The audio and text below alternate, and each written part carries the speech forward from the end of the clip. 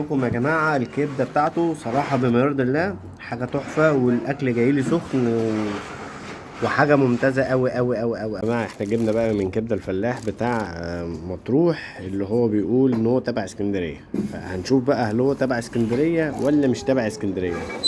صراحة بقى ايه أحلى رشة ليمون كده كبدة الفلاح قدام الإذاعة والتلفزيون. في هتلاقوا 2 كبدة فلاح محل وكشك. بصراحة اللي هو المحل الصغير خالص ده اللي هو على الطريق حاجة بصراحة تحفة.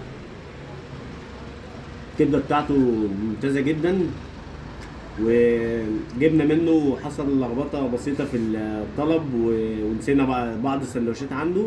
بصراحة ناس محترمة جدا وبعتوا جابوهولي لغاية البيت ديليفري وما دفعتش أي حاجة، والناس محترمة بصراحة وألف شكر ليهم. وبصراحة هعمل لهم برضو اللينك بتاعهم في التعليقات، هيروحوا بإذن الله يعجبهم.